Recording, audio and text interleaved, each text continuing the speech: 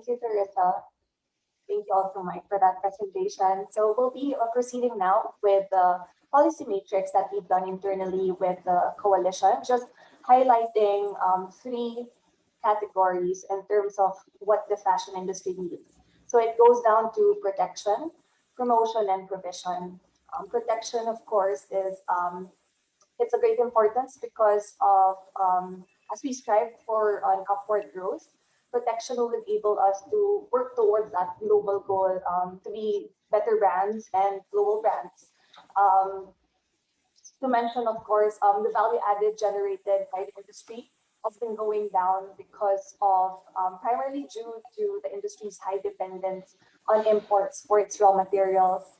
So the high cost of raw materials from other countries makes us less competitive, and this is where we need protection as we move forward. Also, from the data earlier, expenditures on clothing has been increasing, especially since 2010. And promotion is something that we really need help with as a whole industry. There is a strong domestic fashion-oriented sector in the country, and Filipino consumers have a strong fashion sense and love for clothes. We can also look at the Filipino diaspora, which is we can see that all over the globe. Next up, next slide, please.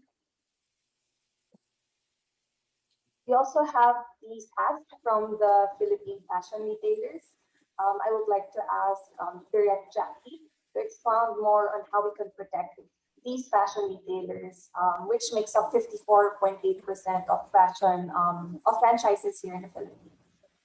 Yes, their asks are very basic. As we all know, with the pandemic hitting them very hard, and with few people going, especially to the mall, what they're asking for are just basically three asks. That would be rent subsidies, any possible tax holidays, and a moratorium on wage increase, which we can discuss in as we go through our development plan. Next, Esme.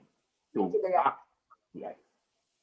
And then for the textile arts and crafts sector, as mentioned also by Gina T earlier, this is where everything starts. If the high cost of materials is added into our design processes, it will make us less competitive in the global market. So the textile arts and crafts sector has been not a strong focus for the past few years, greatly so. So as discussed also earlier, the Philippines was one of the pioneers of the textile industry in Asia in the 1950s. But unfortunately, because of the changes of the global world and also maybe a lack of protection in terms of this growing industry, we weren't able to sustain that growth. In regards to that, we would like to look at how we can try and help on how we can protect the growth of the industry with the changes in the global scene on the manufacturing and also in trends, not just the year on year, but also decades and decades. In terms of promotion, as of the year 2012, there were a total of 451 textile businesses compared to 1,714 in the year of 1999. So the ratio of value added also declined over 35 to 20%, which is a sad figure because we were at the top of our game that then. Next, please. Next slide. And of course, with the creative services, we know that we do have a global talent here in the Philippines. From storytelling from Trece, if you're looking at the comic book world. We also have our photographers here who have shot big companies and brands such as Dior. And media protection and also looking at that freelance industry as a growing industry will really enable us in terms of our Philippine narrative in the global fashion scene. Slide, please.